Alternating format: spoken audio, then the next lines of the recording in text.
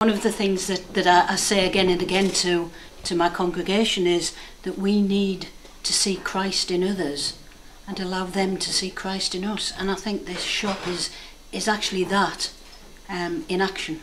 And it's credit to those who work here that actually bring Christ into people's lives. I'm Alison Phillipson. I'm the vicar of the parish of Cotham in Dormanstown. I've been here for nearly 2 years. It's a community where families stay. You would get 3 or 4 generations of a family in Dormanstown, but yet a lovely area where people support one another.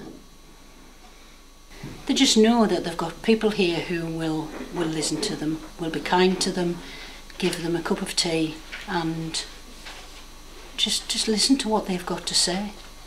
And people ask for advice, and they talk about their family problems and the money worries and health concerns, and they just know that in a world where people just don't stop and listen, that we here will listen. In my heart, I hope that we're bringing something of God and the love of God to this community, and that that they feel that and they see that in the service that we give them. My name's Lynn McHugh and I live in Dormanstown. I recently retired from work due to ill health. So really it's totally changed my life through coming to volunteer. It's given me a new life in the church. And I'm a much better person for it. I've joined the choir, I've joined the Mothers Union and the Bible study group, and Alison and I are hoping to start a youth group in the future.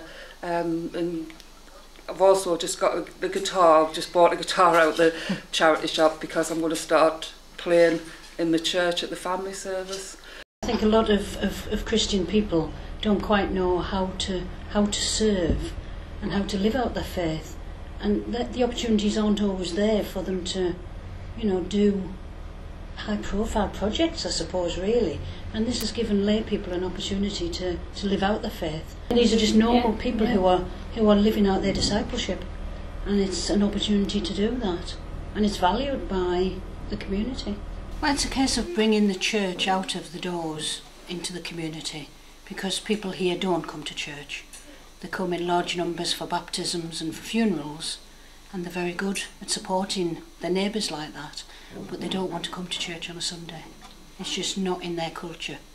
So we've brought the church to them. But people come in, they have a cuppa, it's tea and coffee and a listening ear. And people use it for that. They do come and just want to talk to somebody. Oh, I'm Vic Thomas, the butcher in Farndale Square. It has made a big difference because there's lots of people coming into the square that never used to come in before. My name's Carol Press and I'm the manager of the church shop. A lady did come in a few weeks ago and said to me, this is the best thing that's happened in Dormanstown, opening this shop. And I felt really pleased with that, because obviously they've taken us to the heart, and I think because we're not threatening, we try to be friendly and helpful and not judgmental in any way. I think that they know that, and they feel confident to come in, which is lovely.